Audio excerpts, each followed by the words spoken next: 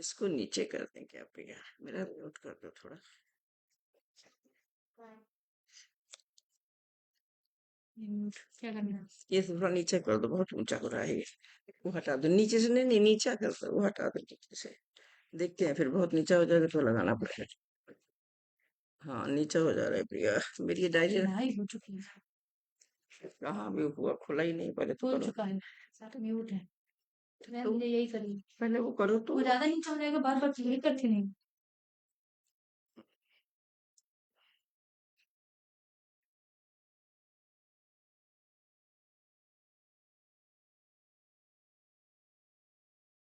मैं मंच को नमन करती हूँ। आप सभी स्नेहीजन को दुबई से अमृत बिसारिया का नमस्कार। अमृत प्रवाह अभी अंतर्राष्ट्रीय लाइव हुआ क्या मैडम? लाइव हुआ है क्या? हो गया अभी जी। लाइव हुआ? लाइव जी हो गया क्या? जी हो गया है। अच्छा अच्छा, ठीक है ठीक है हो ठीक है। लाइव लिंक शेयर साहित्यिक कर दीजिएगा। साहित्यिक एवं सांस्कृतिक मंच दुबई पर आप सभी का स्वागत है। आज की विचार वाटिका में हमारे मेहमान बहुमुखी प्रतिभा की धनी, विश्व में अपना साहित्यिक परचम लहराने वाली माननीय कुसुम सिंह अविचल जी, इस आयोजन में आपका हार्दिक स्वागत, वंदन, अभिनंदन है।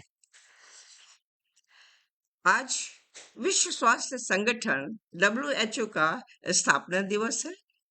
संयुक्त राष्ट्र की एक विशेष विश्व संस्था संगठन वैश्विक स्वास्थ्य के क्षेत्र में महत्वपूर्ण भूमिका निभाती है। यह रोगों की रोकथाम, उपचार और जागरूकता के लिए दिशा निर्देश जारी करती है। महामारी नियंत्रण, टीकाकरण कार्यक्रम और स्वास्थ्य नीतियों में सहयोग देती है। WHO देश को तकनीकी सहायता, बेहतर स्वास्थ्य सेवाएं सुनिश्चित करता है। 7 अप्रैल 1948 को इसकी स्थापना हुई थी। यह वैश्विक स्वास्थ्य मामलों का नेतृत्व, स्वास्थ्य मापदंडों का निर्धारण और महामारियों जैसे कोविड-19 के दौरान देश को अनेक तकनीकी सहायता प्रदान करता है, जिसका मुख्यालय जिनेवा में स्विट्जरलैंड में है। कुछ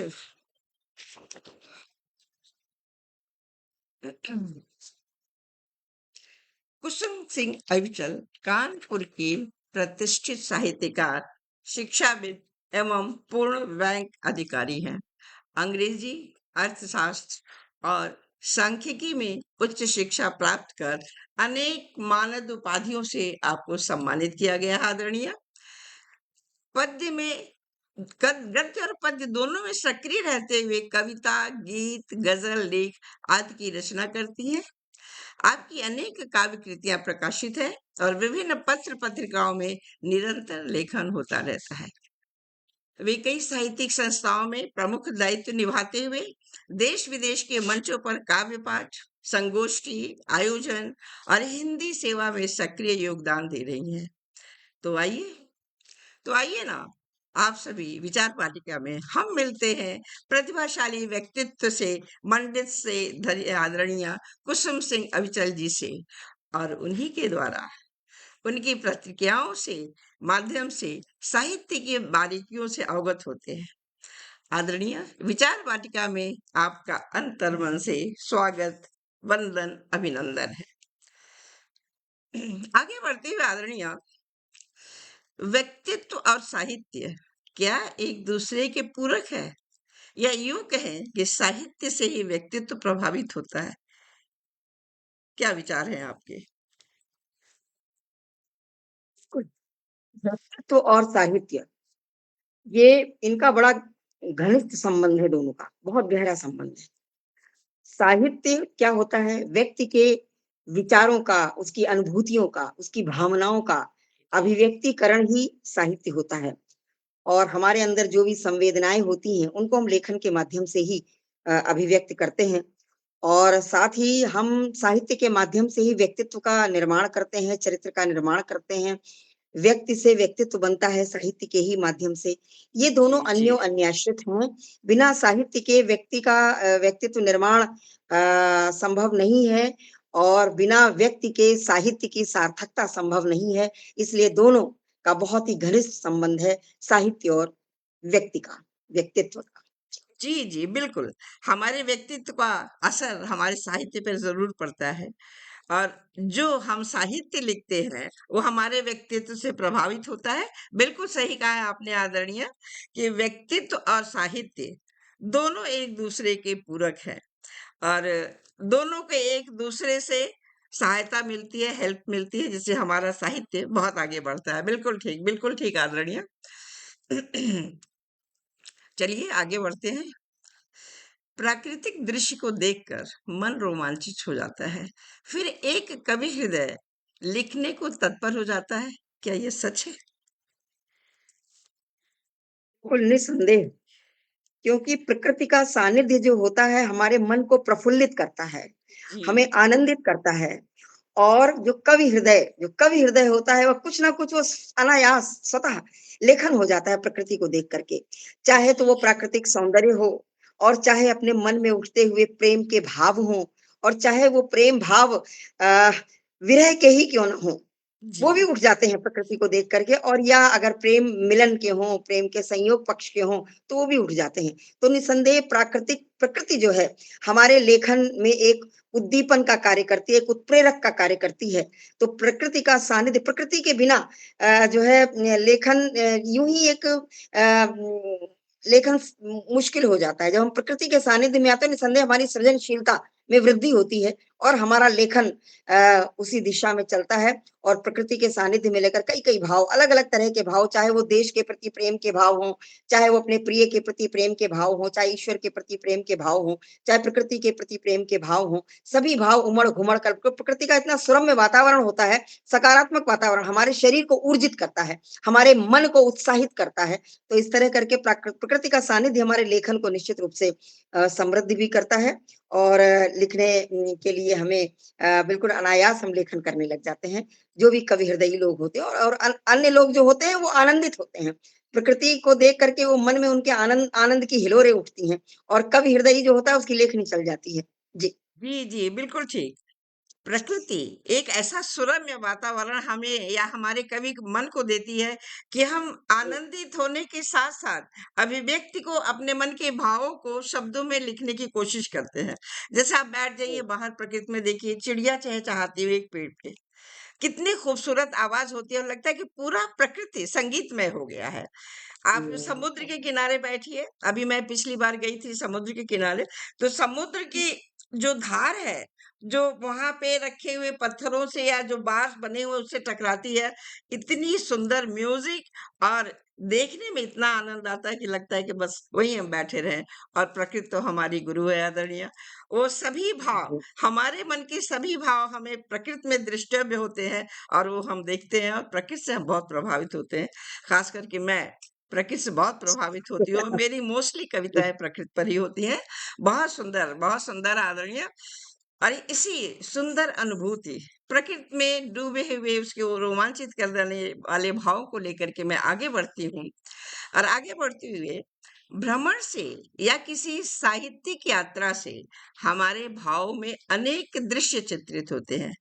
क्या जी। इससे साहित्य समृद्ध होता है आदरणीय? बिल्कुल, निस्संदेह। देखिए, भ्रमण से हमें नए-नए अनुभव मिलते हैं। हम नए-नए स्थानों का भ्रमण करते हैं, तो हमें वहाँ की स्थानीय भाषा, वहाँ की स्थानीय जी, संस्कृति, वहाँ की परंपराएँ, वहाँ का इतिहास और वहाँ के जो भी यादगार जो स्थल होते हैं, वो जी, देखते हैं, तो हमारा जो है हमारा ज्ञान समृद्ध होता है, हमें ज्ञानवर्धन होता है हमारा जी, और जो कि हमारे लेखन को भी समृद्ध करता है। तो निस्संदेह हमारे जो है हमारा भ्रमण हमारे लेखन के लिए बहुत ही उपयोगी है, बहुत हमें उसको लेखन में हमें उससे बहुत प्रेरणा भी मिलती है लिखने की, नए-नए विषय मिलते हैं, नई-नई भाषा मिलती है, जी, नए विचार आते हैं मन में, नए-नए भाव आते हैं मन में, तो निस्संदेह हम उनको जब लिखते हैं, तो हमारा भ्रमण जो है हमारे लेखन के लिए बहुत हमारा समृद्ध करता है हमारा लेखन, साहित्य। जी, बिल्कुल, आपको याद भी होगा आदरणीय हम लोग जब स्कूल में पढ़ते थे, तो हाँ, एक्सकर्शन पे जाया करते थे, एजुकेशनल हाँ, हाँ, एक्सकर्शन, बिल्कुल, तो बिल्कुल। उसका भी हाँ, एक यही बिल्कुल। यही भाव होता था कि हम भ्रमण करें और जो चीजें जो दृश्य हम देख रहे हैं उसको हम फील करके अपने भावों को व्यक्त करें।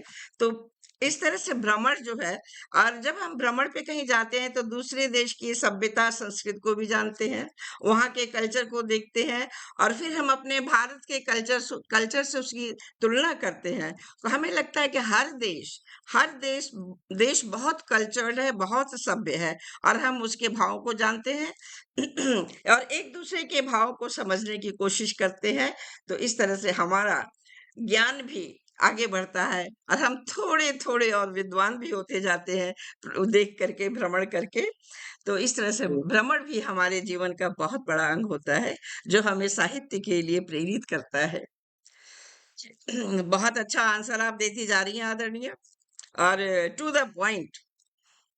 और ये क्वेश्चन आंसर नहीं है, ये तो एक परिचर्चा है जो हम और आप जी, बातचीत जी। कर रहे हैं। बिल्कुल, जी, जी। बिल्कुल, बिल्कुल मैडम। अ, आजकल अन्य भाषाओं को लेकर के कहीं-कहीं कुछ सुनने में आता है, तो क्या हिंदी साहित्य को अन्य भाषाओं में अनुवाद करना कितना महत्वपूर्ण हो सकता है आपके अनुसार? अनुवाद, बिल्कुल। किसी भी साहित्य का अनुवाद जी, कई-कई दृष्टियों से बहुत आवश्यक भी है और बहुत लाभदायक भी है।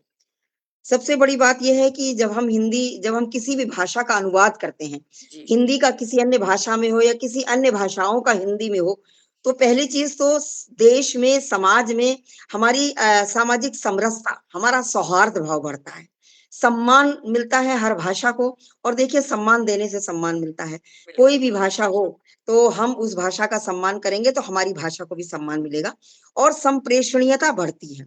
जैसे अगर हम अनुवाद के माध्यम से कोई बात कहेंगे तो उसकी संप्रेषणीयता, उसकी बोधगम्यता और उसकी सर्वग्राह्यता पर वो प्रभावित होती है और जो भी हम कहना चाहते हैं, जो भी विषय पर हम बात करना चाहते हैं, वो दूर तक जाती है, बहुत लोगों तक वो पहुँचती है, बहुत लोगों तक वो संदेश देती है और जो है इसके साथ जो सामाजिक समरसता है हमारी जो है वो भी इसमें निहित है।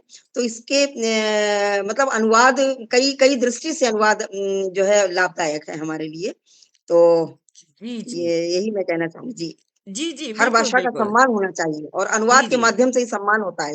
नहीं तो जी, जी, समझने में अब आदरणीय। हमसे कोई कहे हाँ। तमिल, तमिल आप समझो तो नहीं समझ पाएँगे जब तक उसका अनुवाद नहीं होगा। तो बिल्कुल इस सही। तरह करके ये जो है जी, जी। जी, जी, बिल्कुल आदरणीय। और ये जब हम किसी भाषा का अनुवाद करते हैं, तो मन को भी बड़ा संतोष मिलता है और उसके साथ-साथ संतोष मिलता है। ज़िम्मेदारियाँ भी बढ़ जाती हैं कि हम उस जी, जी। अनुवाद में हमारी जो भाषा है, उसके रूप को, उसके आकार को, उसके प्रचार को उसी तरह से लिखें जैसे हम महसूस करते हैं।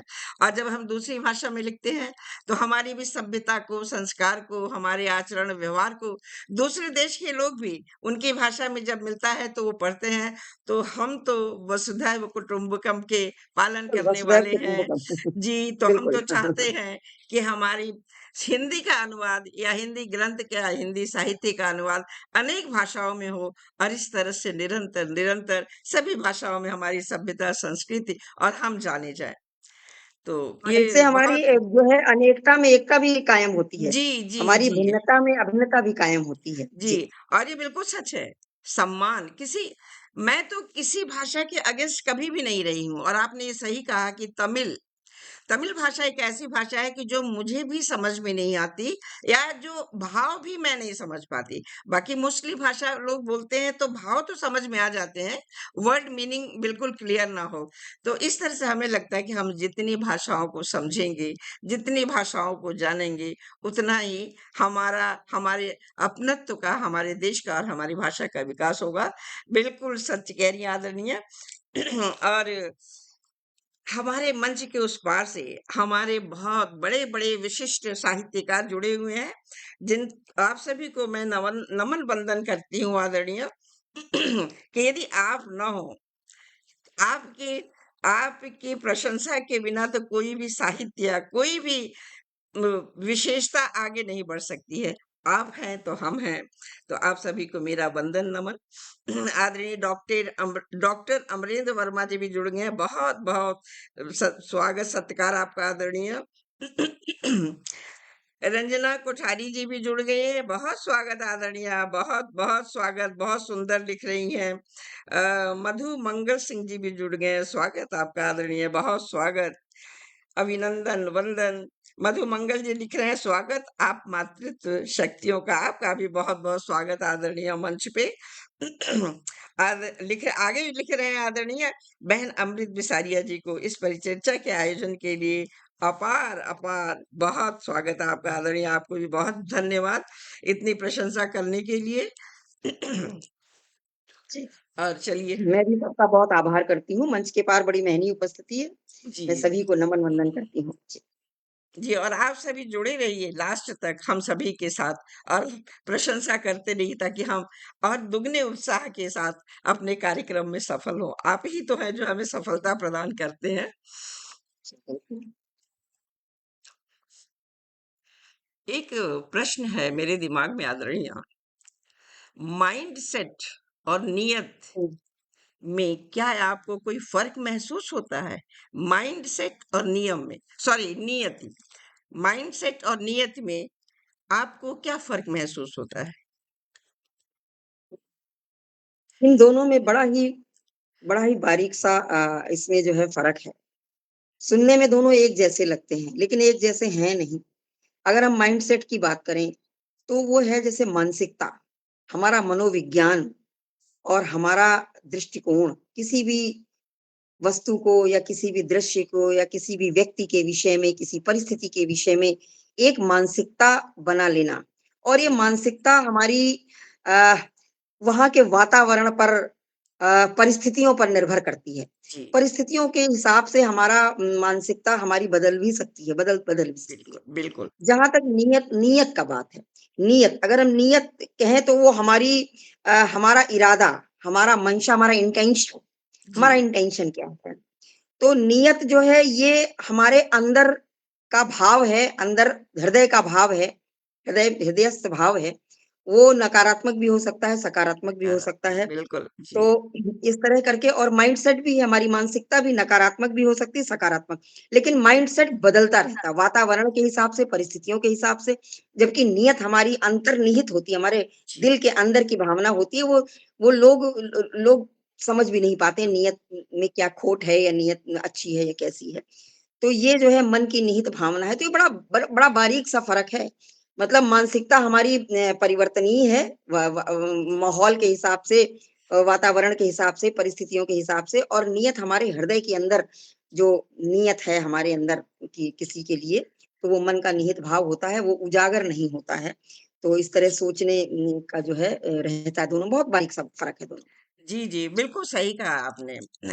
दोनों में इतना ज़्यादा फ़र्क नहीं है। फिर भी जी, जब वो प्रैक्टिकली समाज में आते हैं या हमारे व्यक्तित्व में आते हैं, तब ये फ़र्क परिलक्षित होता है आदरणीय। जी, बिल्कुल। तुलसीदास जी ने लिखा है, जाकी रही भावना जैसी, हरि मूरत तिमि देखी तैसी। इसको देखी आप क्या कैसी कहेंगे? ये हमारे झाँकी समझ से भावना माइंडसेट है। जी, जी, ये बिल्कुल मानसिकता माइंडसेट है। है ये जी, जी, कि हमने जो माइंडसेट है। सोचा है, वो सही है हुँ, या गलत, वो ना जान करके हमने अपने एक सोच को बना लिया है कि ये ऐसा ही है। जैसे देखिए बबूल बोया है आम के लिए, बबूल बोया है आम के लिए, कांटे उगाए हैं दूसरों के काम के लिए। हम तो परमार्थी हैं, सेवार्थ सदा तत्पर है, आग मैंने ही लगाई है, पानी डालता हूँ आवाम के लिए, पानी डालता हूँ आवाम वाह! के लिए। इसकी इसको क्या कहेंगे आप? ये नियति है या अब माइंडसेट है? अब ये देखिए इसमें जो है अ, हम इसको नियत कह सकते हैं, जी, जी, नियत कह बिल्कुल। सकते हैं हम। जी, तो ये बहुत ही हल्का-सा, बहुत ही बारीक-सा इसका डिफरेंस है इसमें क्योंकि और वैसे ये आ नेगेटिव आप माइंडेड लोग हैं। ये नेगेटिव जी, माइंडेड लोग हैं जो नकारात्मकता फैलाते हैं। तो नियत हमारी सॉरी माइंडसेट हमारा नकारात्मक और सकारात्मक दोनों हो सकता है।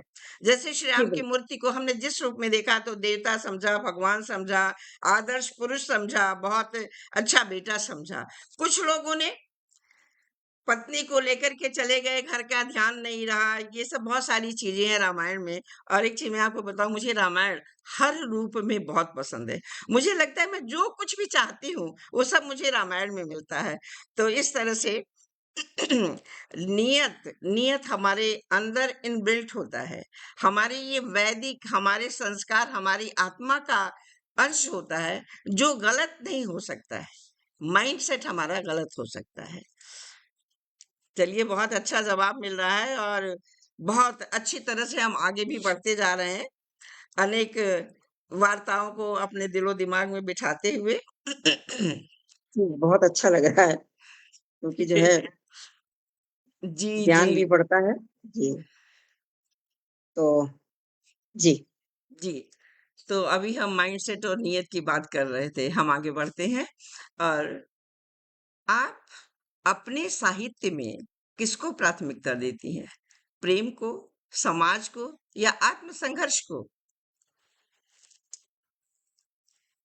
देखिए मैडम, अ, प्रेम, समाज और आत्मसंघर्ष 3 आपने दिए हैं। जी, जी, तो देखिए, आत्मसंघर्ष की जहाँ तक बात है, वो अपना व्यक्तिगत संघर्ष होता है। जी, तो मैं उसका लेखन का आधार नहीं बना सकती उसको, जी, मेरे विचार से। जी, जी, अब आता है प्रेम और समाज। अगर हम समाज की बात करते हैं, तो भी प्रेम प्रेम पर ही करेंगे। जी, प्रेम हमारे लेखन का आधार है, चाहे वो जी, समाज की बात हो, चाहे देश की बात हो और चाहे कोई भी बात हो, परिवार की बात हो, चाहे किसी भी प्राकृतिक की बात हो, ईश्वर की बात हो, प्रेम प्रेम आधार है। तो प्रेम पर ही, मतलब प्रेम तो हम छोड़ ही नहीं सकते, बिना प्रेम के हमारी कलम नहीं चल सकती है।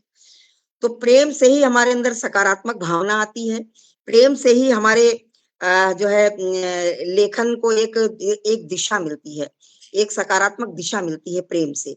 और नकारात्मक लेखन तो किसी दृष्टि से भी उचित नहीं होता है। तो जो है मेरे हिसाब से तो मैं, अगर आपने 3 बिंदु दिए हैं, तो मैं इसको प्रेम पर ही कहूँगी। प्रेम आवश्यक नहीं कि हमारा भौतिक प्रेम हो, कि हमारा प्रिय के प्रति ही प्रेम हो। प्रेम तो हर किसी के प्रति हो सकता है, प्रेम तो देश के प्रति भी होता है। प्रेम के बिना हम कुछ कर ही नहीं सकते हैं।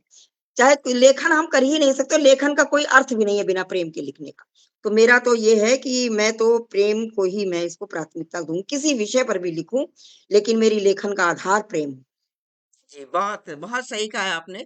बिना प्रेम के तो कोई जीव ही नहीं है। हर जीव में प्रेम के भाव होते हैं। क्यों? क्योंकि प्रेम ना स्त्री है ना पुरुष है। वह तो एक भाव है जो सभी के मन में समाया हुआ है। और मुझे लगता है कि साहित्य में हम प्रेम, समाज और आत्मसंघर्ष तीनों को शामिल करते हैं। आत्मसंघर्ष जो हम, जैसे कहीं कोई युद्ध चल रहा हो, कुछ है, तो उस भाव हमारे मन में आएंगे तो हमारी लेखनी पे भी उसका असर पड़ता है, क्योंकि हमारी आत्मा संघर्ष करती रहती है। या विभेद हो, मनभेद हो, नेगेटिविटी हो जो हमें पसंद ना हो, तो उसका भी हमारी लेखनी के ऊपर असर पड़ता है।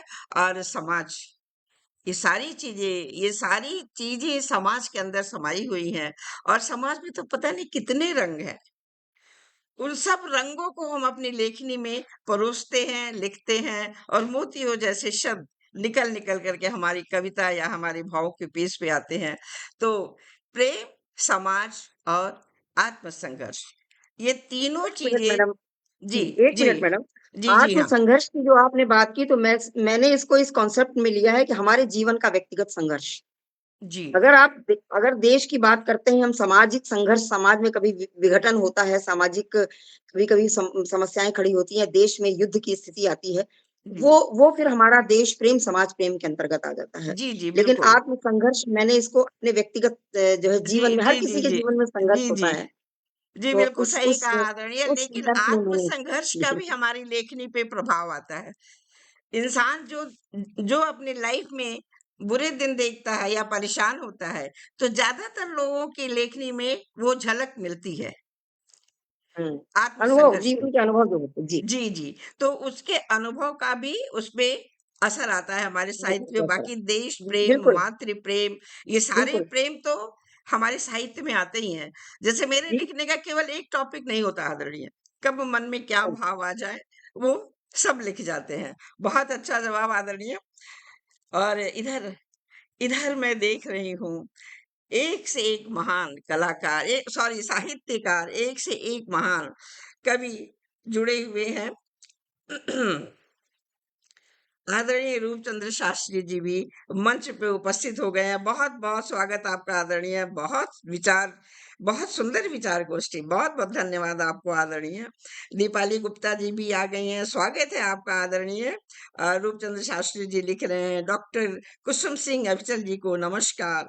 आदरणीय अमृत बिसारिया जी का स्वागत है। बहुत बहुत धन्यवाद आदरणीय। बहुत बहुत नमस्कार, स्वागत सत्कार आपका। राम नरेश विद्यार्थी जी लिख रहे हैं, सुंदर सार गर्भित चर्चा। बहुत बहुत बहुत धन्यवाद आदरणीय।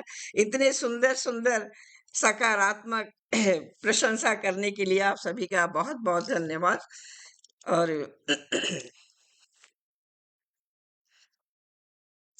आदरणीय, मैं सोच रही हूँ कि अभी तो हमने समाज, देश प्रेम, प्रेम और आत्म संघर्ष की बात की। तो आजकल जैसे साहित्य में दृश्य श्रव्य कार्यक्रमों को के महत्व के बारे में आप क्या कहना चाहेंगे? इस पे कुछ प्रकाश डालिए। जी मैडम। देखिए, समाज को प्रभावित करने के लिए मतलब लेखन लेखन जो हमारा होता है, वो 2 ही माध्यम होते हैं। दृश्य जो आँखों से देखकर प्रभावित करता है और एक श्रव्य जो कानों से सुनकर किया जाता है। जी, तो अगर दृश्य की बात करते हैं तो जैसे हम अपने लेखन को, अपने साहित्य को, अपने विचारों को हम नाटक के माध्यम से या जी, मंचन के माध्यम से और हम जो दिखाते हैं, जो समाज देखता है, जो दृश्य नेत्रों से, तो उसका प्रभाव अलग तरह से समाज के ऊपर पड़ता है, लोगों के ऊपर पड़ता है। और अगर हम उसको श्रव्य की बात करते हैं, तो जैसे हम सुनाकर अपनी बात कहते हैं, अपनी बात का संप्रेषण करते हैं। जैसे कविता है, गीत है, गज़ल है, जो हमारा लेखन होता है, उसको हम सुना करके, चाहे हमारा गद्य में लेखन हो, चाहे हमारा पद्य में लेखन हो, तो जी, उसको जब हम सुनाकर प्रेषित करते हैं, तो वो श्रव्य हो गया, हमारा कानों के माध्यम से सुनने वाला। तो प्रभावित दोनों ही करते हैं। आपने इसका हुँ, प्रभाव मतलब जो है इन दोनों की बात की, तो हमारे दोनों ही जो माध्यम हैं, ये जी, दोनों ही प्रभावित करते हैं हमारी बात को, समाज तक ले जाते हैं, लोगों तक ले आते हैं। और लेकिन जो है दृश्य वाला जो होता है, तो उसमें अगर कुछ अशिक्षित लोग भी होते हैं, कुछ अलग तबके के लोग होते हैं, वो भी उसको ग्राह्य कर लेते हैं। इतना दोनों जी, में अंतर होता है। जी, जी, और जो श्रवण वाला होता है, तो उसमें कभी-कभी जैसे जो कुछ अशिक्षित या अर्धशिक्षित होते हैं, उन पर वो उतना प्रभाव नहीं डालता। वो आनंद की अनुभूति तो करते हैं सुन कर के, लेकिन वो उसका तथ्य नहीं समझ पाते हैं। और जबकि दृश्य अगर होता है तो उसमें दर्शक के रूप में जब लोग जुड़ते हैं, तो हर तबका जुड़ता है, तो वो सीधा-सीधा प्रभाव पड़ता है। बस दोनों में इतना अंतर है। जी, जी। आपके इस आंसर से आदरणीय मुझे एक अपने बचपन का दृश्य याद आ गया। हुँ, रामलीला हम लोगों के समय में हुआ करती थी। हुँ, तो राम और सीता का चरित्र हमें कितना प्रभावित करता था। वो दृश्य हुँ, ही तो था जो हमारे मन को इतना प्रभावित करता है, और दृश्य को देख करके हम उसके बारे में लिख सकते हैं। श्रव्य का जहां तक सवाल है आदरणीय, हम श्रव्य जो सुनते हैं उनको हम गुनते हैं, फिर सोच समझ करके लिखते हैं। तो और आप तुलसी जी के रामचरितमानस की तरफ जाइए तो उन्होंने लिखा है, ठुमक चलत रामचंद्र बाजत पैजनिया। इससे एक दृश्यात्मक चित्रात्मक प्रभाव दिमाग पे आता है। ऐसा लगता है कि हुँ, वाकई श्री राम छोटे बचपन में कैसे हुँ, चल रहे होंगे और उनके पैजनिया की हुँ। आवाज कैसी हो रही होगी। तो उन्होंने ये, इसको आप क्या कहेंगे, दृश्यात्मक या श्रव्यात्मक? श्री दोनों हैं राम ने इसको अगर पढ़ा ही हम होगा। श्री राम जी, जी, के बारे में बिल्कुल पढ़ा तुलसीदास है। जी ये ने हमारे पढ़ा ही पाठ्यक्रम होगा। जी, हमारे जी, पाठ्यक्रम जी, ये इस तरह की रचनाएँ जो होती हैं, हम अगर बोलकर सुनाते हैं, तो वो श्रव्य में भी प्रभावशाली होती हैं जी, और जी, इनका जी, मंचन भी हो जी, सकता है। जी, मतलब जी, कुछ रचनाएँ ऐसी होती हैं। जी, जी, जी। इनका जैसे मंचन भी हो देखिए, सकता है, दृश्य भी हो जब सकता है इसमें। हम लोगों के मंच पे हम काव्य पाठ सुनते हैं या करते हैं, तो कुछ जी, लोग बिल्कुल चित्रात्मक प्रस्तुति देते हैं। लगता है कि जी, जी। सामने दृश्य उपस्थित है और हम उस दृश्य को देख करके एंजॉय करते हैं। तो वो भी है, हमारी लेखनी में कितनी ताकत है जो इन दोनों दृश्य को प्रदर्शित कर दे, दोनों दृश्य का चित्रण कर दे। तो दृश्य और शब्द दोनों विधाएं जो है हमारे साहित्य को बहुत आगे बढ़ाती हैं और इसी तरह से हमारा साहित्य आगे बढ़ता जाता है। और हमारे मंच के उस पार से काफी लोग और जुड़ गए हैं। सभी का बहुत स्वागत, वंदन आप सभी का। रूपचंद्र शास्त्री जी लिख रहे हैं, बहुत सुंदर परिचर्चा, बहुत बहुत धन्यवाद आदरणीय। और दीपाली गुप्ता जी लिख रही हैं, बहुत सही कहा है आपने मैम कि आत्म संघर्ष की झलक या किसी भी घटना की झलक कभी ना कभी कहीं ना कहीं किसी रूप में लेखन में परिवर्तित होता है। क्योंकि मैंने भी पढ़ा है कि अपनी अपनी प्रॉब्लम्स का असर भी काफी लोगों के काव्य में, काफी लोगों के साहित्य में होता है। तो साहित्य तो यही है ना, जो अपने मन के सभी भावों को व्यक्त कर लेते हैं हम, चाहे कविता के माध्यम से, चाहे लेख के माध्यम से। तो ऐसे साहित्य की हम कितनी भी उपासना करें, कितना भी करें, सब बहुत कम है।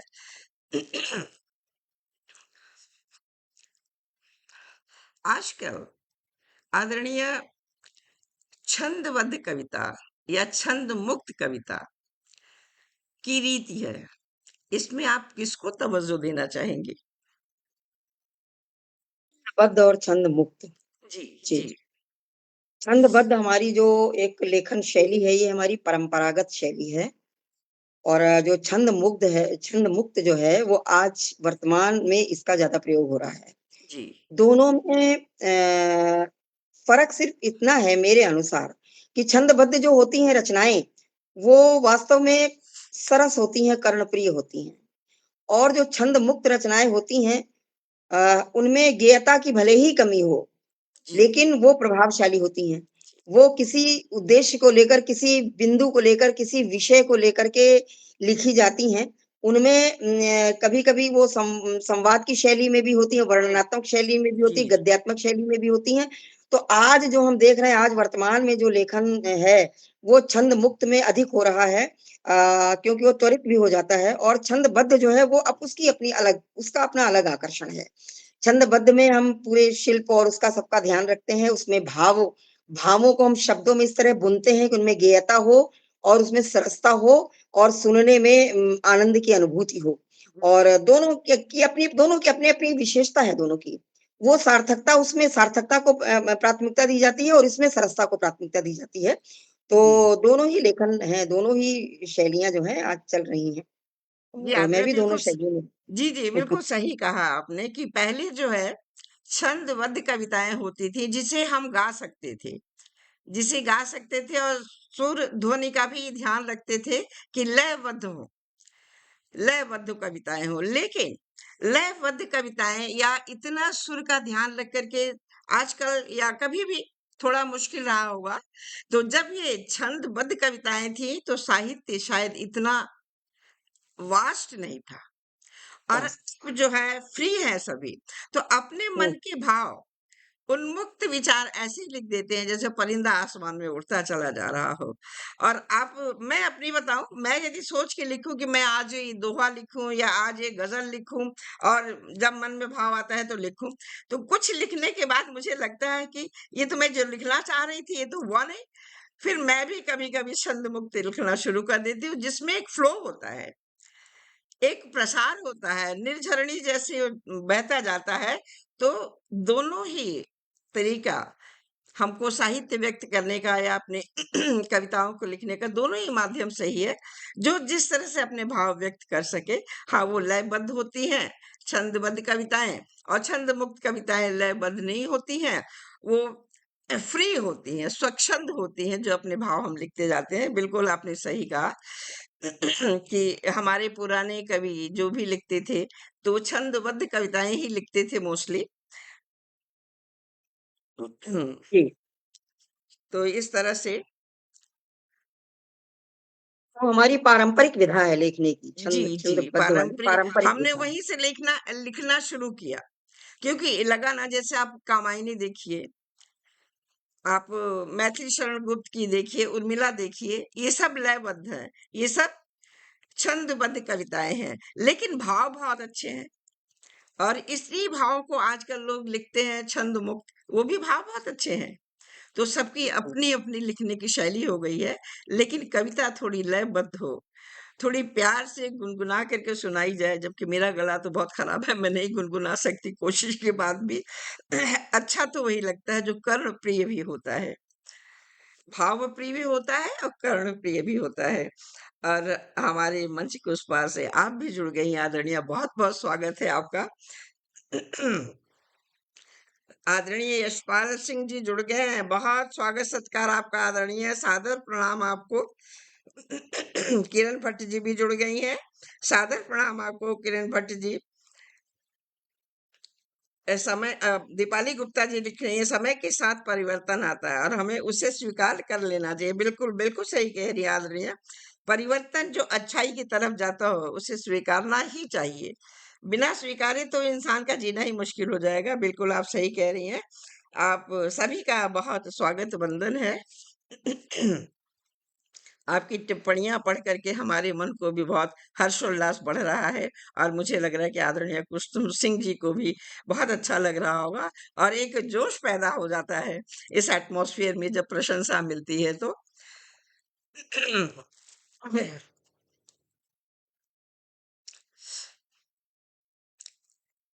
अपने भाषा प्रभुत्व और साहित्य सांस्कृतिक दृश्य से भारतीय प्रसारण जगत तथा हिंदी साहित्य को नई दिशा दी है। इसके बारे में हमें भी कुछ बताइए आदरणीय। प्रसारण एक बार फिर से मैडम प्लीज। आपने भाषा प्रभुत्व और सांस्कृतिक दृष्टि से भारतीय प्रसारण जगत तथा हिंदी साहित्य को नई दिशा दी है, इस पे कुछ प्रकाश डालिए। प्रसारण मतलब आप मीडिया के विषय में कहना चाह जी रही हैं? जी जी जी।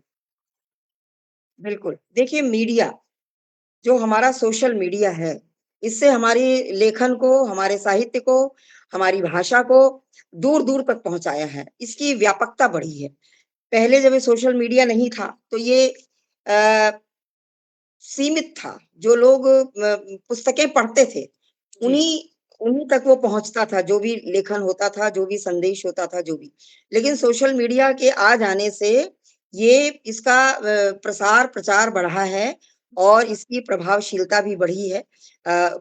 बहुत दूर-दूर तक हमारी बात जो भी हम कहते हैं, हमारा साहित्य जो भी कहता है, हमारा लेखन जो भी कहता है, हमारा रचनाकार जो भी कहना चाहता है, उसकी दूर-दूर तक उसका गूँज जाती है और दूर-दूर तक जाता है।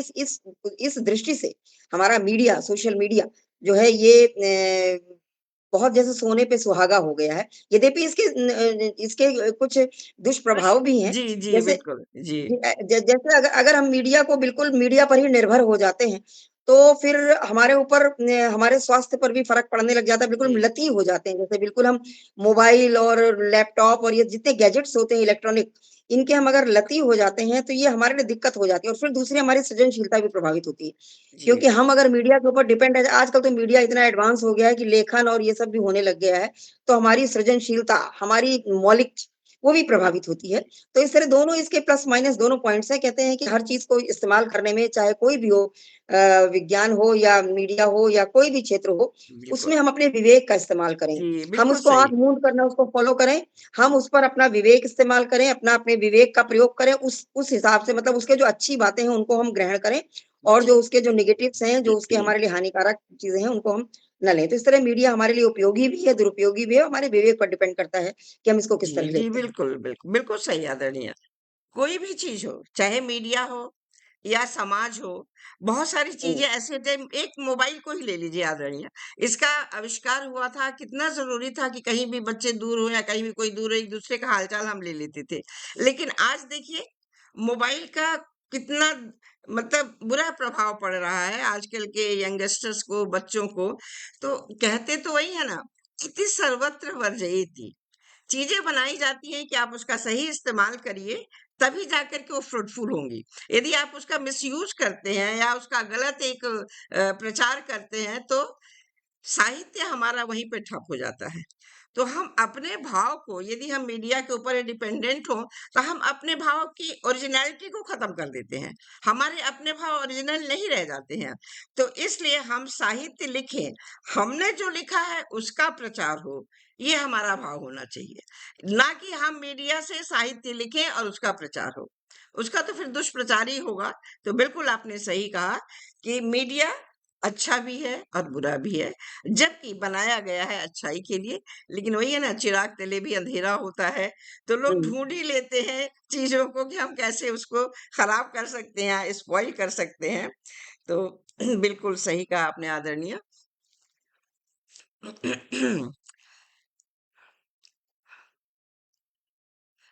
एक महत्वपूर्ण प्रश्न दिमाग में आया आदरणीय, साहित्य हम्म, साधना से मनोरोग या अकेलापन दूर किया जा सकता है?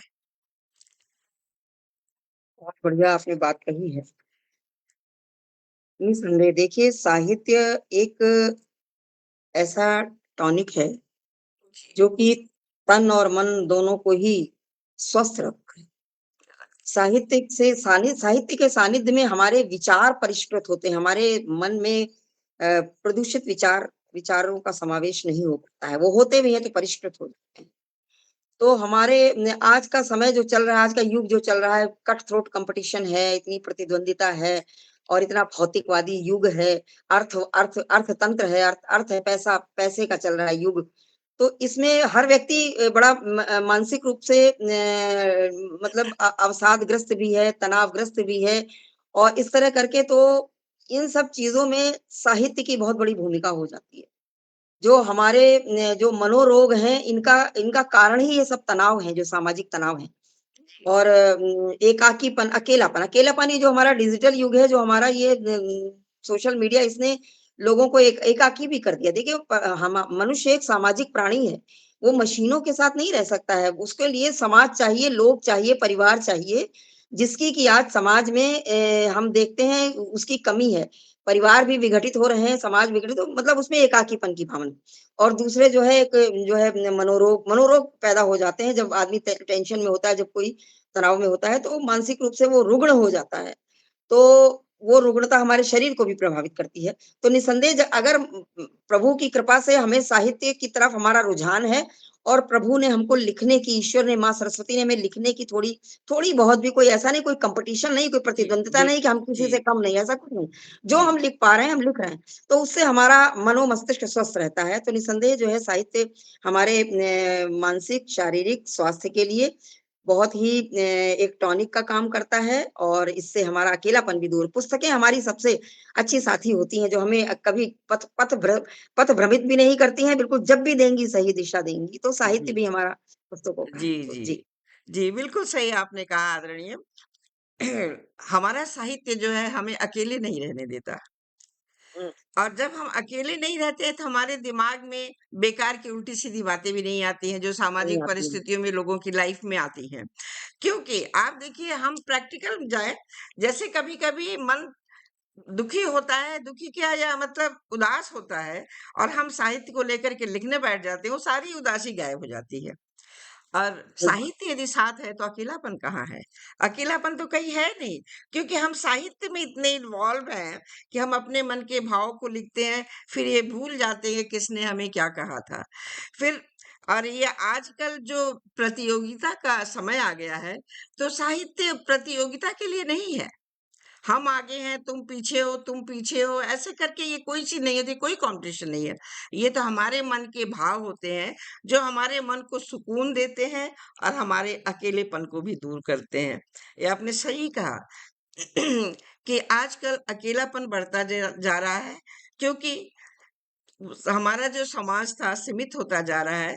पहले बड़ा समाज हुआ करता था, सभी एक साथ रहते थे, धीरे-धीरे अकेलापन होता जा रहा है। मैं आपको बताऊँ, एक अकेला बच्चा घर में भी पेरेंट्स को परेशान करने लगता है, क्योंकि उसके साथ खेलने वाला नहीं है कोई। तो ये अकेलापन हम बड़े को ही नहीं, हम बुजुर्गों को या यंग लोगों को ही नहीं, बच्चे को भी परेशान करता है। तो इसलिए अकेलापन जो है दूर करने के लिए साहित्य से अच्छा और कोई साधन नहीं है। और साहित्य हमेशा हमें श्रेष्ठ मानव बनाता है, क्योंकि साहित्य हमें मिलता कहाँ से है? प्रकृति से, हमारे भावों से। हम समाज में देखते हैं, हमारे ऊपर जो गुजरती है या लोगों के ऊपर जो गुजरती है, उसी से हमारे मन में साहित्यिक भावना आती है और लिखने की प्रतिक्रिया जागृत होती है, क्योंकि मनुष्य संवेदनशील है और संवेदनाओं को ही वो व्यक्त करता है। तो साहित्य हमें कभी अकेले नहीं रहने देता, वो हमेशा हमारे साथ रहता है। और जैसा आपने कहा कि किताबें तो सबसे बड़ी दोस्त होती हैं। साहित्य के उस पे मैं आपको एक चीज बताऊं आदरणीय, एक शोध हुआ था, तो 50 बच्चों को साहित्य के साथ लाइब्रेरी में बिठा दिया गया था और 50 बच्चों को एक कमरे में टीवी खोल करके बिठा दिया गया था टीवी देखने के लिए। तो बच्चों पर भी साहित्य का बहुत अच्छा इफेक्ट आता है। तो जो 50 बच्चे लाइब्रेरी में पढ़ रहे थे, वो बहुत शार्प ब्रेन वाले और बहुत विद्वान दिमाग के हुए। और जो बच्चे टीवी देख रहे थे, क्योंकि उनका माइंड जो था एक्सरसाइज में नहीं था, वो जो हुँ। देख रहे थे वही सोच रहे थे। और जो बच्चे लाइब्रेरी में पढ़ रहे थे, उनके दिमाग में बहुत सारे क्वेश्चंस आ रहे थे, तो वो अपने क्वेश्चन को सॉल्व करते करते उनका दिमाग विस्तृत होता गया, बड़ा होता गया। और जो बच्चे टीवी देख रहे थे, तो जी। दिमाग ने एक्सरसाइज नहीं किया। और जब हमारा दिमाग एक्सरसाइज नहीं करता है, तो कुंद बुद्धि होता है, कहते हैं ना, फिर हम मेढक के कुएं कुएं के मेढक बन जाते हैं। खूब मंडूक बन जाते हैं, खूब जी जी, मंडूक। कुएं के मेढक बन जाते हैं, कूप मंडूक बन जाते जी। हैं। तो इसलिए साहित्य जो है हमारा अकेलापन जरूर दूर करता है और हमें बहुत सारी खुशियां भी प्रदान करता है साहित्य।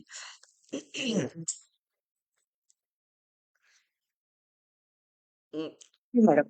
आदरणीय किरण भट्ट जी भी हमारे साथ जुड़ गई हैं और डॉक्टर अमरेंद्र वर्मा जी लगातार कमेंट्स करते जा रहे हैं। बहुत बहुत धन्यवाद आदरणीय, आपको बहुत बहुत धन्यवाद।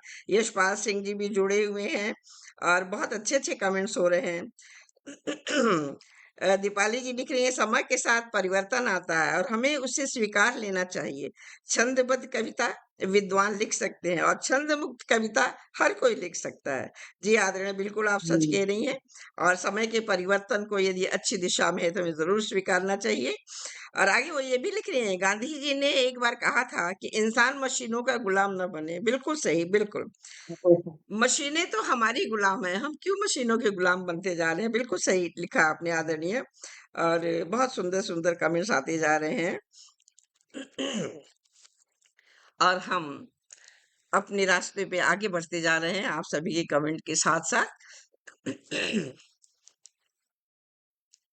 हिंदी साहित्य में अनेक विधाएं हैं, गजल, छंद, दोहा इत्यादि। इसमें से आपको कौन सी विधा ज्यादा पसंद है और क्यों? जी। जी, मैडम। छंद, दोहा, गज़ल ये सब जो हैं हमारे सभी हमारी पारंपरिक विधाएँ हैं जी। और कविता, जिसको कविता कहते हैं। तो मेरा जो अपना व्यक्तिगत लेखन है, तो मैं अपने भावों को मैं किसी किसी विधा को सोच के मैं नहीं लिखती हूँ, कि मुझे अब ये लिखना है या कि छंद लिखना है। दोहा तो चलिए हो जाता है, दोहा क्योंकि अलग तरह की तो 2 लाइनों में हम बहुत बड़ी बात कह सकते हैं अपनी, जी जी। तो दोहा का तो हो जाता है। लेकिन अगर मैं कविता की बात करूँ, किसी और गीत गज़ल की बात करूँ, तो अपने भावों को मैं शब्दों में पिरो देती हूँ और थोड़ी-सी गेयता उसमें आ जाती है। अब वो जाकर गीत बनता है कि क्या गज़ल बनती है और क्या बनता है जी इस जी। पर नहीं वो मैं ज़्यादा माथापच्ची करती हूँ। मैं अपनी भावनाओं को शब्दों में पिरो देती हूँ जी और थोड़ी उसमें गेयता मतलब उसमें कहीं अटकना नहीं चाहिए कोई जी शब्द जी जी अटकना नहीं जी। चाहिए। तो मेरी अपनी ये विधा है। हाँ, और जैसे दोहा, दोहा तो ऐसा है कि बिल्कुल त्वरित हो जाता है, क्योंकि तो दोहा तो मैंने सोच लिया दोहा लिखना है तो दोहा लिख जाएगा वो। जी मुक्तक लिखना है तो मुक्तक लिख जाएगा, मुक्तक 4 पंक्तियों का हो गया। लेकिन जी अगर पूरी-पूरी मैं रचना लिखूँ तो वो मैं अपने भावों को बाँध देती हूँ, उसको फिर कहीं न थोड़ा-सा परिष्कार करके कुछ उसमें तुकांत भी होना चाहिए, मतलब बिल्कुल ऐसा बेतुकी नहीं होनी चाहिए। तुकांत भी हो और लेकिन हाँ, ये मात्राएँ गिन के मैं नहीं लिखती हूँ बस, मतलब मैं संक्षेप में ये कह सकती हूँ, मात्राएँ गिन के मैं नहीं लिखती हूँ, हम्म, लेकिन कोई भी किसी भी भावों को मैं जब उसको शब्दों में गीत में मैं बाँधती हूँ, तो उसकी गेयता पर मैं ध्यान देती हूँ ज़्यादा, उसमें कोई शब्द अटकना नहीं चाहिए। जी, जी। बिल्कुल सही कहा आदरणीय आपने कि ये विधाएँ जो हैं, हमें बाँध के रखती हैं और इन विधाओं थोड़े में यदि भाव हैं। हाँ, भाव थोड़े बहुत बदल जाते हैं और ये भी सच कहा आपने कि मान लीजिए यदि हम गज़ल लिख रहे हैं, तो 5-6 अच्छी गज़ल बन सकती है। फिर आगे लगता है कि अब क्या, इसको कैसे मिलाएँ? तो उसमें टाइम टेकिंग भी बहुत होता है और सोचना भी बहुत पड़ता है और वही है ना, अभी हम लोगों ने छंद मुक्त कविताओं की बात की थी, उसमें धारा प्रवाह आप लिखते जाते हैं, लेकिन गेयता का होना भी बहुत ज़रूरी है और काफ़ी लोग तो बहुत एक्सपर्ट्स हैं। इतनी अच्छी गज़ल वो मिनटों में बना लेते हैं कि मैं खुद भी दंग रह जाती हूँ। तो यह साहित्य को व्यक्त करने के सारे माध्यम हैं और साहित्य हमारे भावों को इन अनेक माध्यम से ही व्यक्त करता है और यही गीत, अभी एक गज़ल मैडम और एक जी, सेकंड मैं आपका लूँगी। जी, अभी जी, मेरी अभी पुस्तक का लोकार्पण हुआ था, तो जी, लखनऊ में एक बहुत ही वरिष्ठ और बहुत ही श्रेष्ठ और अनुभवी गीतकार हैं, छंदकार हैं। जी, उन्होंने एक टिप्पणी की थी मेरे में। जी, उन्होंने ये बात कही थी कि मैंने जो भी गीत लिखे हैं, तो जी, मैंने सोच के नहीं लिखे हैं, लेकिन इनमें ये छंद बना हुआ है, ऑटोमैटिक बन गया है जी, गेयता के माध्यम से। जी, तो मुझे वो चीज़ अच्छी लगी कि मतलब अनायास बन गया, मैंने बनाया नहीं, ना मैंने मात्राएँ गिनी, ना मैंने कुछ बनाया। वो बिल्कुल, मैंने बस अपने भावों को शब्दों में पिरोया, उसको गेयता में ले आई, तो वो कोई छंद निर्मित हो गया। ये उन्होंने जब टिप्पणी की, तो मुझे बड़ा अच्छा लगा का तो और ये था। यही तो बड़े-बड़े कवियों की बात है आदरणीय कि पता नहीं चलता और बहुत अच्छा कुछ हो जाता है। इसी को जी, कहते हैं महान कवि, महान साहित्यकार और वाक़ई ये खुद भी पढ़ के आप अपनी कविता या कुछ भी लिखिए, हम जितनी बार उसको पढ़ते हैं, उतनी बार हमको करेक्शन करना पड़ता है। कभी लगता है कि गेयता कम हुई है, कभी लगता है कि कोई ऐसा शब्द लिख दें, ख़ास करके गज़ल लिखो तो लगता है। गज़ल लिखने के बाद लगता है कि हमें बार-बार करेक्शन करना पड़ता है और हम करेक्शन करते हैं और पूर्णता तो कभी हासिल नहीं होती है। हमेशा लगता जी, है कि हम कहीं पीछे रह गए हैं और जी। वहाँ तक हम नहीं पहुँच पाए हैं जहाँ हमें जो करना था। तो इस तरह से आदरणीय हम लेखन की चुनौतियों का सामना करते हैं। कहाँ तक कामयाब होते हैं, ये तो हमारे पाठकगण ही बताएँगे कि हम कहाँ सही, कहाँ गलत लिखते हैं। और इस तरह की यदि इस तरह की टिप्पणी होती है, जैसा कि आपके साथ हुई है, मन प्रसन्न हो जाता है कि बहुत अच्छा हमने कुछ लिखा है, जो किसी को पसंद आया, जो किसी पाठक के दिलो-दिमाग को झंकृत कर दिया। बहुत-बहुत बधाई आपको आदरणीय। जी,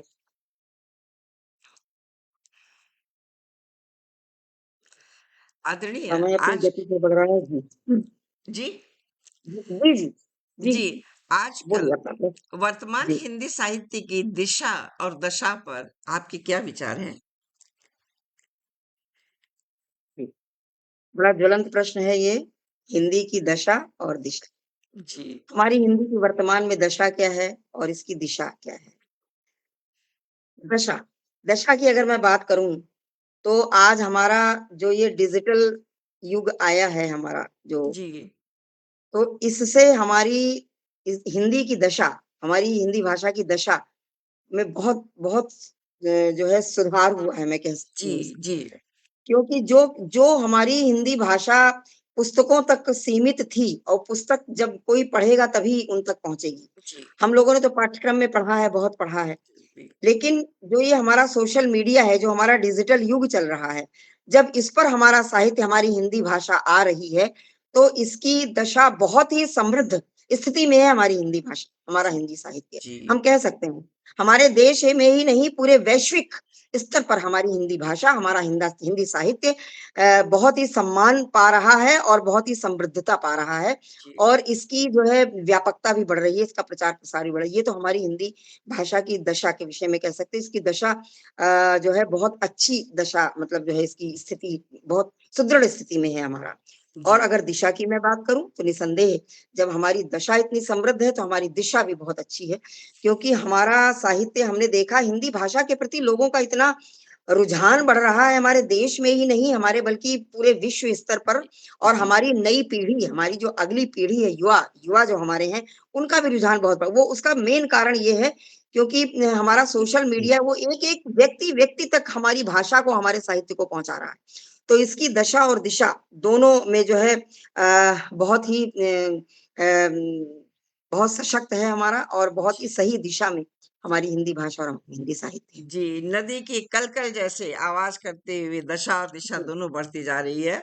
वाक़ई वर्तमान हिंदी साहित्य जो है प्रयोगशीलता, बहुविधिया और डिजिटल विस्तार पर युग देख रहा है। और आजकल के युवा कवि जो हैं लिखने के लिए बहुत प्रेरित होते हैं, बहुत लिखना चाहते हैं। और इस चीज़ को हमारा मीडिया जो है वो आगे विस्तार कर रहा है। जैसे वाक़ई आपने सही कहा कि अब पुस्तक लोग पढ़ते नहीं हैं, क्योंकि किताबें हम लिख तो लेते हैं, लेकिन वो किताबें सभी जगह नहीं पहुँच पाती हैं। लेकिन हमारा लेखन जो है वो इसके माध्यम से सभी जगह पहुँचता है। तो इस तरह से हमारे साहित्य का विकास होता जा रहा है और विस्तार भी होता जा रहा है। तो जो बिकता है वो दिखता है, जो लोग पढ़ रहे हैं, सुन रहे हैं, तो उसकी दशा और दिशा दोनों बहुत खूबसूरत है और दोनों बहुत अच्छी है और वो आगे बढ़ता जा रहा है। तो आदरणीय हमारे मंच के उस पार से हमारे काफ़ी नए-नए साहित्यकार भी जुड़ गए हैं। आप सभी का स्वागत, वंदन, अभिनंदन। मंजुला श्रीवास्तव जी आप लोगों को सादर प्रणाम लिख रही हैं और आदरणीय अनुराधा प्रियदर्शनी भी जुड़ गई हैं। बहुत-बहुत स्वागत आदरणीय आपका। और विस्तार हो रहा है, लिख रही हैं। बहुत-बहुत धन्यवाद आदरणीय। सारगर्भित परिचर्चा बहुत-बहुत स्वागत सत्कार आपका आदरणीय। आदरणीय अब मैं सोचती हूँ कि आपकी कोई एक प्यारी-सी कविता है हो जाए, छोटी-सी, ताकि थोड़ा हमारे दर्शकों का मनोरंजन भी हो जाए। जी, यद्यपि हम देख रहे हैं इस अनुराधा जी लिख रही हैं कि नदी वाली रचना बहुत लंबी है क्योंकि समय समय की सीमा है तो जी, नदी जी, वाली रचना जी, वो जी, कह रही जी, हैं, जी। तो मैं उसका एक बंद सुना देती हूँ नदी वाली रचना का ही, क्योंकि हमारे साथ जुड़ी हैं और सभी हमारे जो भी श्रेष्ठ मनीषी जुड़े हैं, क्योंकि जी। अभी दूसरे मंच पर भी मेरा कार्यक्रम हुँ, है, तो मैं जी, इसको ही जी, सुना देती हूँ, नदी वाली रचना ही मैं सुना देती हूँ। जी। अ, एक बाई चांस मेरे सामने रखी हुई है। सीमावर्ती नदियाँ। हमने देखा है कि हमारा हमारा जब देश आज़ाद हुआ था, स्वतंत्र हुआ था, तो हमारा देश 2 भागों में बँट गया था, पाकिस्तान और हिंदुस्तान। और हमारी नदियाँ जो हमारे बृहद भारत में, अखंड भारत में जो जुड़ी हुई थीं, उनका भी विभाजन हो गया। तो नदियों की क्या पीड़ा थी, मैं वो पीड़ा पढ़ती हूँ, उसके बाद मैं जो है का काम समय भी हो जाएगा। हुँ। सीमावर्ती नदियों का स्वर है, उनको मानवीकरण करके मैंने कहने का प्रयास किया है कि सीमावर्ती नदियाँ कहती कल-कल भी हमारी खंडित है और कल-कल भी हमारी खंडित है, तो आहत है हमारी अविरलता, देश विभक्त से कुंठित है। तो यूँ तो धरती की सीमाओं में बंध कर धार नहीं बहती, पर 2 पाटों के बीच में रहे अस्तित्व भी हुआ विखंडित है, पर 2 पाटों के बीच में रहे अस्तित्व भी हुआ विखंडित है। और नदियाँ क्या कहती हैं कि हमने देखे हैं युद्ध बहुत, वीभत्स दृश्य और रक्तपात। हमने देखे हैं युद्ध बहुत, वीभत्स दृश्य और रक्तपात। हुई धवल धार रक्तिम जब जब हुई धवल धार रक्तिम जब जब धारा से फूटा अश्रुनाद, तब पीड़ा का ज्वार उठा, तब पीड़ा का ज्वार उठा। हम किसके पक्ष विपक्ष में हैं और घायल होती अविरल धारा, लगता प्रवाह को सन्निपात। घायल होती अविरल धारा, लगता प्रवाह को सन्निपात। 2 ही बंद पढ़ूंगी क्योंकि समय हो रहा है। जी, जी, बहुत, बहुत, रचना बड़ी है। बहुत सुंदर अभिव्यक्ति आदरणीय, बहुत सुंदर कविता आपका और जोश में पढ़ कर के तो और भी मज़ा आ गया सुन कर के।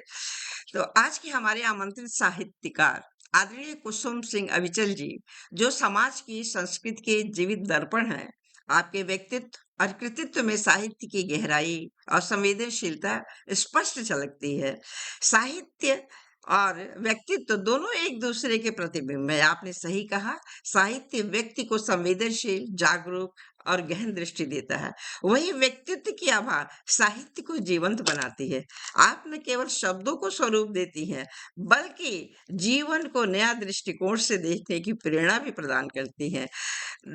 दृश्यता और संवेदनशीलता का संतुलन ही सृजन को ऊंचाई देता है। आज विचार वाटिका की साहित्यिक परिचर्चा में यह वार्ता अनेक अनुभवों, भावों और विचारों से समृद्ध हुई। आपकी वार्ता न केवल साहित्य की धारा को ही समझती है, बल्कि व्यक्तित्व, समाज, प्रकृति, मीडिया, यात्रा, मानसिक संबंध और कला के विपक्ष पक्षों को एक ही सूत्र में पिरोती है। साहित्य वस्तुतः मनुष्य के भीतर बहती हुई वह अमृत धारा है, जो अपने अनुभवों को शब्दों में और भावों को अभिव्यक्ति में बदलती है। इसी कारण व्यक्तित्व और साहित्य साथ साथ चलते हैं। दोनों एक दूसरे को आकार देते हुए समृद्ध करते हैं। आज का समय अनेक परिवर्तनों का समय है। मीडिया की तेजी, डिजिटल मंच का विस्तार, नए लेखकों की पोषक ऊर्जा और पारंपरिक रचनाशीलता का सहज संतुलन है। इन सब के बीच साहित्य अपनी गरिमा, अपनी संवेदना और अपनी गहनता को बनाए हुए है। भ्रमण, प्रकृति, आत्मसंघर्षण और प्रेम, ये सभी साहित्य को निरंतर नए रंग प्रदान करते हैं। साथ ही साहित्य साधना मन को स्थिरता और आत्मबल देती है, एक अकेलापन दूर करती है। आपके मार्गदर्शन से यह मंच विचारों की समृद्धि दिशा में अग्रसर हुआ है। आगे हम फिर मिलते हैं ऐसे ही किसी नए किरदार के साथ विचार वाटिका में। तब तक के लिए शुभ रात्रि, शब्बा खैर, गुड नाइट। आप सभी बहुत जुड़े हुए आभार, बहुत साहित्यकारों को धन्यवाद। बहुत बहुत बहुत बहुत धन्यवाद आभार। आदरणीय। और अमृत गुड प्रवाह नाइट जी, अमृत जी। प्रवाह मंच का आभार, आपका आभार और मंच के लिए अपनी हार्दिक शुभकामनाएँ देती हूँ और मंच के पार हमारे सभी सुधी श्रेष्ठ रचनाकार हैं, उन सबका आभार करती हूँ, अभिवादन करती हूँ, साधुवाद करती हूँ। बहुत इसी बहुत के साथ धन्यवाद फिर मिलेंगे। आदरणीय। जी, किरण नमस्कार। भट्ट जी भी जुड़ गई हैं। आप सभी को बहुत जी, बहुत धन्यवाद। जी, गुड नाइट, शुभ नमस्कार। रात्रि, जी, शब्बा गुड खैर, नाइट। शुभ रात्रि। आप सभी को धन्यवाद धन्यवाद।